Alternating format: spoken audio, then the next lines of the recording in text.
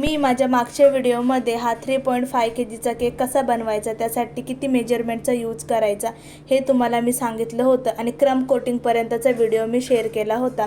तर पार्ट 2 मध्ये आपण याचं फायनल फिनिशिंग आणि डेकोरेशन बघणार आहोत। तर ॲक्च्युली हा केक मला भीम जयंती निमित्त बनवायचा होता 14 एप्रिलसाठी। सो त्यासाठी कस्टमरनी मला ऑर्डर दिली होती। तर आपल्याला हा केक पूर्णपणे व्हाईट आणि ब्ल्यू ह्या कलरमध्ये बनवायचा होता।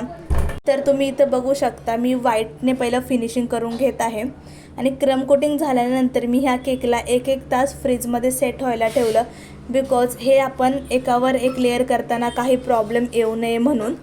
सो तुम्ही बघू शकता इथं माझं व्हाईटने फिनिशिंग करून झालेलं आहे। त्यानंतर मी साईडून थोडं ब्ल्यू कलरसुद्धा लावलेला आहे, बिकॉज मला ब्ल्यू आणि व्हाईटचं कॉम्बिनेशन पाहिजे होतं आणि डेकोरेशनसाठी मला कटआउट्सचाच यूज करायचा होता, तसं मला कस्टमरने सांगितलं होतं। त्यांना फॉन्डंट वगैरे असं काहीच नको होतं।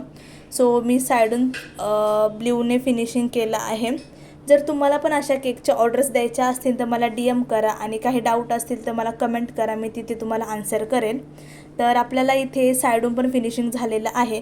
त्याच्यानंतर मी केकला एकावर एक अरेंज केलं आणि त्याच्यानंतर कटआउट्स वगैरे लावले आणि साईडून थोडी डिझाईन काढली, बट त्या डिझाईनचा व्हिडिओ माझ्याकडून स्किप झाला। तुम्हाला मी फायनल व्हिडिओ दाखवला आहे आणि लास्टला मी तुम्हाला कसं त्याचं पॅकेजिंग केलं ते पण दाखवलं आहे। तर अशा प्रकारे मी हे असेंबल करून घेतलं, मध्ये एक डॉवेल टाकली म्हणजे आपल्या केकला काहीच प्रॉब्लेम यावा नाही म्हणून। आणि हे सगळे कटआउट्स मी इथे अरेंज करून घेतले।